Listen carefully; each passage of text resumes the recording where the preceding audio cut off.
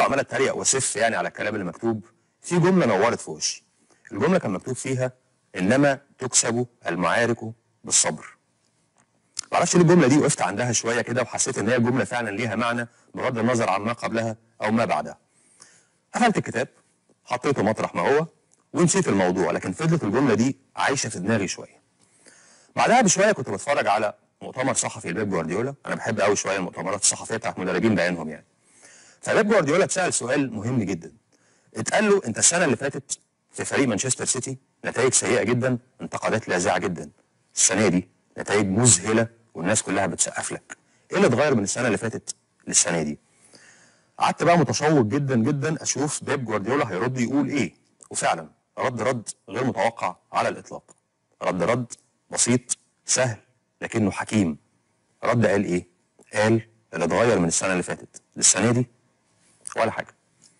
نفس اللعيبه، انا بلعب بنفس التيم اللي بيلعب دلوقتي 9 منه هم اللي كانوا بيلعبوا السنه اللي فاتت بالظبط، يعني تقريبا نفس التيم بيلعب هو بيقول نفس التريننج سيشنز، نفس التمرينات، نفس المسج مني انا كمدرب، نفس الاستراتيجي، نفس كل حاجه.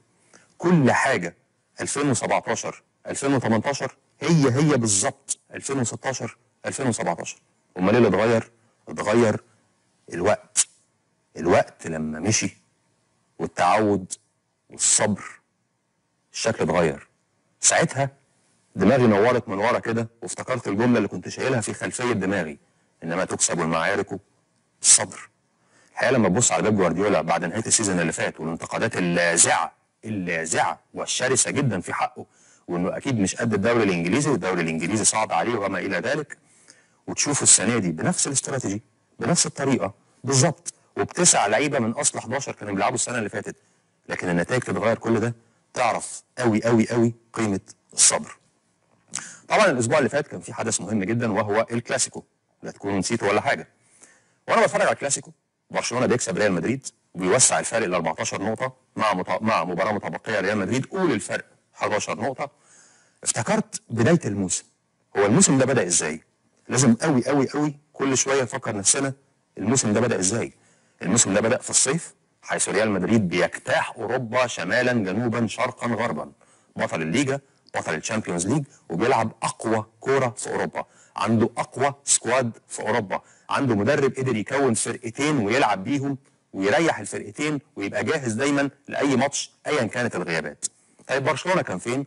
برشلونه اخذ الكوبا ديل ري كاس اسبانيا، ثم دخل فتره الاعداد، عقد انريكي كان خلص، مستنيين مدرب جديد، الناس قالت بوتشيتينو، الناس قالت فلان، الناس قالت علان، في الاخر جه فالفيردي اللي هو ما كانش فيفورت او ما كانش مفضل قوي لجمهور برشلونه. بعد فالفيردي فقد نيمار برشلونه. بعد ما فقد نيمار وجه فالفيردي لعب السوبر وتمت اهانته كرويا ذهابا وايابا في الكامب نو ثم في سانتياغو برنابيو. عمل ايه برشلونه؟